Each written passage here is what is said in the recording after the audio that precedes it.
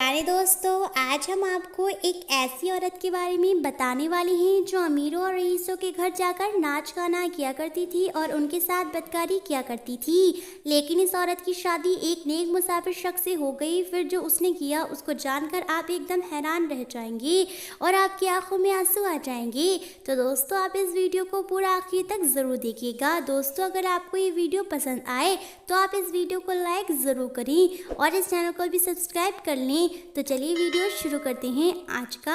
प्यारे दोस्तों, बल्ख शहर में एक नौजवान खूबसूरत लड़की रहा करती थी।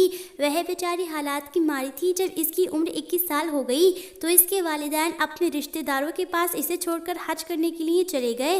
वह लोग हज से वापस न आ सकी और रास्ते में उनका एक हादसे में इंतकाल हो गया। जब ये खबर उस लड़की को मिली तो वह फूट फूट कर रोने लगी और वक्त ऐसे ही गुजरता गया। एक दिन इसके रिश्तेदारों ने इसे यह कहकर घर से निकाल दिया कि इतनी महंगाई में हमारा गुजारा नहीं हो पाता है, हम लोग तुम्हें कहाँ से खिलाएंगे। वह बेचारी गम की मारी अकेले शहर में कहाँ जाती। ये लड़की ऐसे ही गलियों में भटकती रही और फिर एक दिन से दिन और रात से रात हो जाती और अब इसकी भूख और प्यास की शिद्दत बढ़ने लगी। जिनके दर पर मांगने जाती थी वहां से ठुकरा दी जाती थी। कोई एक वक्त की रोटी देने वाला नहीं था। ये रोटी मांगते हुए एक नौजवान के घर तक पहुंच गई। जब इसने दरवाज़ा खटखटाया तो नौजवान ने दरवाज़ा खोला तो इसने खाने का सवाल किया और अपना पूरा किस्सा सुना डाला। नौजवान ने हमदर्दी दिखाते हुए इस लड़की को अपने घर में बुलाया और दस्तरखान लगाकर तरह तरह के खानों से सजा दिया। ये लड़की उस नौजवान को दुआएं देते हुए खाना खाने लगी। जब वह पेट भरकर खाना खा चुकी तो वो नौजवान उसके सामने खड़ा हो गया और बोला, जो तुमने खाना खाया है उसकी रकम तुम चुकाओगी। ये बात सुनकर वो लड़की एकदम हैरान रह गई। वो लड़की कहने लगी, मेरे भाई, अगर मेरे पास रकम होती तो मैं आपके पास मांगने क्यों आती। इस नौजवान ने कहा, तुम्हारे पास रकम ना सही हुस्न तो है। ये कहकर उसकी तरफ बढ़ने लगा और लड़की रोती रही, मिन्नतें करती रही और कहने लगी, खुदा का खौफ करो, खुदा का खौफ करो, इस खाने की रकम तुम हर चीज़ में खुद से ले लेना। लेकिन वो नौजवान नहीं माना और उसकी इज्जत से खेल गया और वे बेचारी लड़की अकेली कहाँ किसके पास जाती और किसको अपना दर्द सुनाती।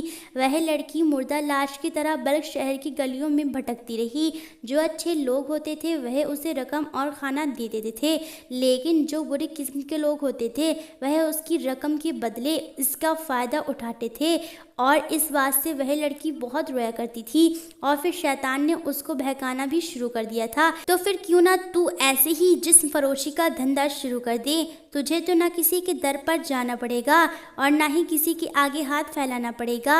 और अब वह लड़की उस शैतान की बात मान के इस दलदल में उतर गई और फिर अमीरों और रईसों के घर जाकर नाच गाना शुरू कर दिया और वो लोग इसके साथ बदकारी किया करते थे और वे इसके बदले में मोटी रकम वसूल किया करती थी। और फिर ऐसे करते करते काफ़ी वक्त बीत गया और अब उसके पास खुद का एक महल जैसा घर हो गया और काफ़ी रकम भी हो गई थी। वह इस काम को तो करती थी लेकिन उसका दिल इस काम को करने की कभी भी गवाही नहीं देता था।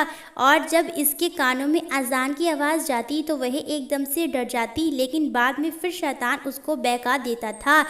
एक दिन ये लड़की अपने बिस्तर पर लेटी हुई थी तो इसके दरवाजे पर एक फ़कीर आया। तो फ़कीर ने इससे खाने का सवाल किया तो उसने उसको तरह तरह के खाने दिए और खाना देते वक्त और फ़कीर ने उसके आंसुओं को देखते हुए उस फ़कीर ने कहा, बेटी क्यों रो रही हो। तुम्हारे आंसू तुम्हारी मजबूरी को बयां कर रहे हैं। यही आंसू अपने रब की बारगाह में बहा कर देखो। एक बार उसके सामने हाथ फैला कर देखो। अगर तुम उसके सामने हाथ फैलाते हो और जो रब 70 माओं से बढ़कर मोहब्बत करता है, क्या वह तुम्हारी नहीं सुनेगा। बस इतना सुन्नत है। वह लड़की वहीं पर बैठकर फूट फूट कर रोने लगी और उसने पहली बार अपने रब की बारगाह में हाथ फैलाया और फिर वो फ़कीर वहाँ से चला जाता है और ये कहा जाता है कि वो फ़कीर नहीं बल्कि एक फरिश्ता था। और जब रात हुई तो वह अल्लाह के सामने अपने गुनाहों की माफ़ी मांगती रही और उसने पूरी रात ज़िक्र इलाही में गुजार दी। اور پھر جب صبح ہوئی تو پورے بلخ شہر میں یہ شور مچ گیا کہ شام شہر سے ایک بیپاری آیا ہے جو شام شہر کے وزیر کا بیٹا ہے۔ وہ بیپاری ایک لڑکی کی تلاش میں آیا ہے۔ یہ بلخ شہر کے بادشاہ کے پاس حاضر ہوا۔